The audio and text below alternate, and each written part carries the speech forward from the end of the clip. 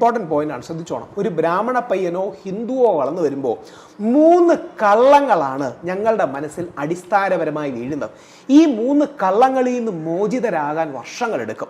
അതിൽ ഒന്നാമത്തെ കള്ളമാണ് സംസ്കൃതമാണ് ലോകത്തിലെ ഏറ്റവും പഴയ ഭാഷ. അല്ല, ഇന്ത്യയിലെ പോലും ഏറ്റവും പഴയ ഭാഷ സംസ്കൃതമല്ല. സംസ്കൃതത്തിനേക്കാൾ പഴയതാണ് തമിഴ്. ഞങ്ങൾ കേട്ട് വളരുന്നത് ലോകത്തിലെ എല്ലാ ഭാഷകളുടെയും മാതാവ് സംസ്കൃതമാണെന്നും സംസ്കൃതത്തിൽ നിന്നാണ് ബാക്കിയെല്ലാം ഉണ്ടായെന്നാണ്. എനിക്കൊരു 15 വർഷത്തോളം ഈ തെറ്റിദ്ധാരണ ഉണ്ടായിരുന്നു.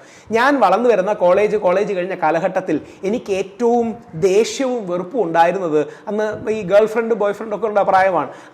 ഒരു ഗേൾഫ്രണ്ടിനെ തട്ടിക്കൊണ്ടുപോയ ബോയ്ഫ്രണ്ടിനെ കാട്ടി എനിക്ക് ദേഷ്യം ഉണ്ടായിരുന്നത് റോബോട്ട് ക്ലാഡ്വെൽ എന്ന് പറയുന്ന ക്രിസ്ത്യൻ പാതിരിയോടാണ്.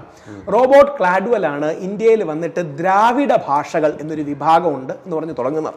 ഞാൻ വിശ്വസിച്ചിരുന്നത് റോബോട്ട് ക്ലാഡ്വെൽ വരികയും നമ്മുടെ സംസ്കൃത പാരമ്പര്യത്തിൽ നിന്ന് ഇന്ത്യയെ ഭിന്നിപ്പിക്കാൻ വേണ്ടി ഇയാൾ ഉണ്ടാക്കിയ അജണ്ടയാണ് ദ്രാവിഡ ഭാഷ എന്നും തമിഴ് ഭാഷ എന്നുമാണ്, അല്ലെങ്കിൽ തമിഴിനെ മാറ്റിയെടുത്തത്.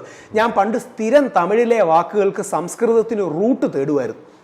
കാര്യം സംസ്കൃതമാണ് എല്ലാത്തിൻ്റെയും മാതാവ്. അപ്പം ഇത് യഥാർത്ഥത്തിൽ എൻ്റെ ഷോവനിസമാണ്. അപ്പം എന്നെ ചെറിയ പ്രായത്തിൽ പറഞ്ഞു പഠിപ്പിക്കുന്നതാണ്.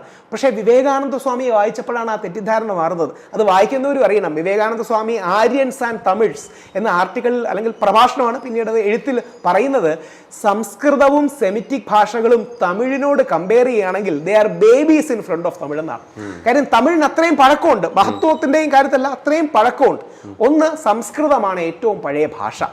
ഇതിൽ നിന്നാണ് ഇപ്പോഴും പലരും പറയുന്നുണ്ട് വേദങ്ങളാണ് ഹിന്ദു മതത്തിന്റെ അടിസ്ഥാനം. അല്ല, വേദങ്ങൾ ഉണ്ടാകുന്നതിന് ആയിരക്കണക്കിന് വർഷങ്ങൾക്ക് മുമ്പ് യോഗ ഉണ്ടായിരുന്നു, അമ്പലങ്ങൾ ഉണ്ടായിരുന്നു, ഹിന്ദു എന്ന് ഇന്ന് വിളിക്കുന്ന ഈ സാധനം ഉണ്ടായിരുന്നു. അതിന് എന്ത് പേര് വിളിച്ചാലും കുഴപ്പമില്ല. അപ്പൊ ഈ വേദങ്ങളും സംസ്കൃതവുമാണ് എല്ലാത്തിൻ്റെയും ബേസ് എന്ന തെറ്റിദ്ധാരണയാണ് ഒന്ന്.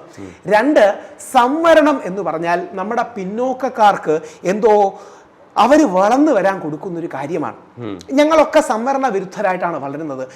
എനിക്ക് ഒന്നും കിട്ടുന്നില്ല, വെള്ളാപ്പള്ളി സാറിന്റെ മകനായ തുഷാറിന്റെ വീട്ടിൽ 3 മെർസിഡീസ് ബെൻസ് ഉണ്ട്, എന്നിട്ടും അവന് സംവരണം കിട്ടുന്നു.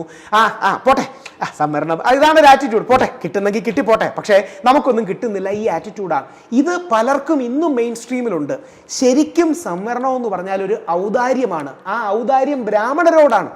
അതായത് മഹാത്മാഗാന്ധി എന്ന മനുഷ്യൻ 1932 ബ്രിട്ടീഷുകാർ ഒരു കമ്മ്യൂണൽ അവാർഡ് കൊണ്ടുവരും.